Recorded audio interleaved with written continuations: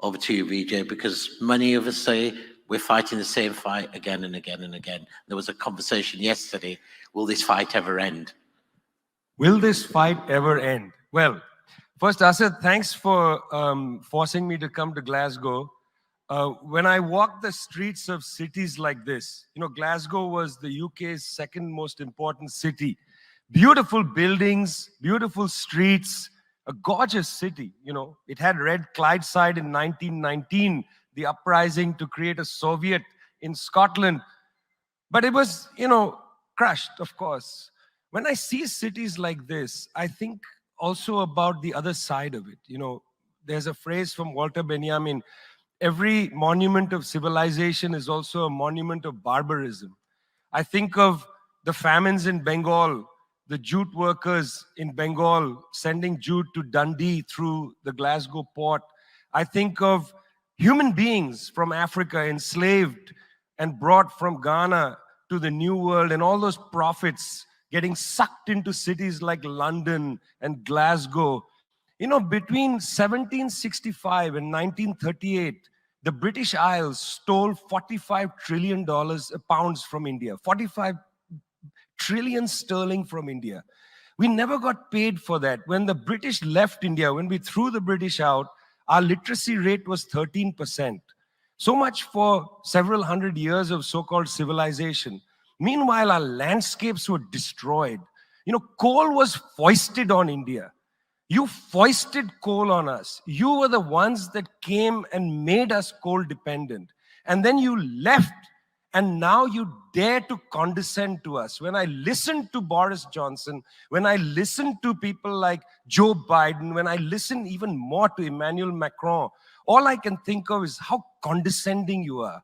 You condescended to us 400 years ago. You condescended to us 300 years ago. You condescended to us 200 years ago. You condescended to us 100 years ago. You're condescending to us today. You only know condescension because for you, colonialism isn't something that happened in the past and we defeated you. It's not that. For you, colonialism is a permanent condition. And that permanent condition happens in two ways. There's the permanent condition of the colonial mentality. You want to lecture us. You want to tell us that we are responsible for all the problems because you'll never accept that you're the one principally to blame. You signed the Rio Formula in 1992 on common and differentiated responsibilities. You like the common part.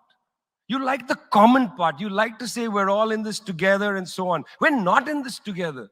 The United States, 4-5% of the world's population, still uses 25% of the world's resources. You outsource production to China, and then you say China is the carbon polluter. China's producing your buckets. China's producing your nuts and bolts. China's producing your phones. Try to produce it in your own countries and see your carbon emissions rise. You love lecturing us because you have a colonial mentality.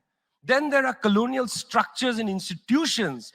You lend us money, and every time you lend us money, which is our money, every time the International Monetary Fund comes to our societies and they tell us, here's the money we are giving you. No, it's our money. You give us our money back as debt, and then you lecture us about how we should live.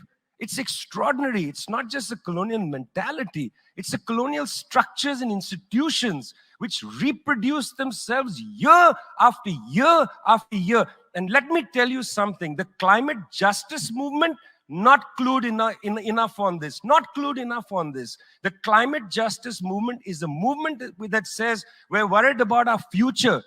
What future? What future? Children in the African continent, in Asia, in Latin America, they don't have a future. They don't have a present. They're not worried about the future. They're worried about their present. Your slogan is, we're worried about the future. What future?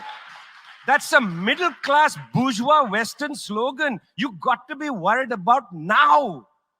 2.7 billion people can't eat now. And you're telling people, reduce your consumption. How does this sound to a child who hasn't eaten in days? You got to clue into this, guys. You got to clue into this. Otherwise, this movement will have no legs in the third world. No legs.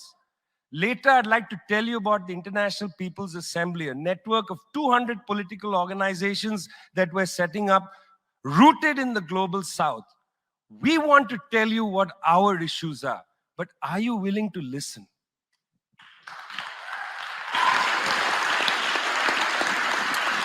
Thank you, Vijay.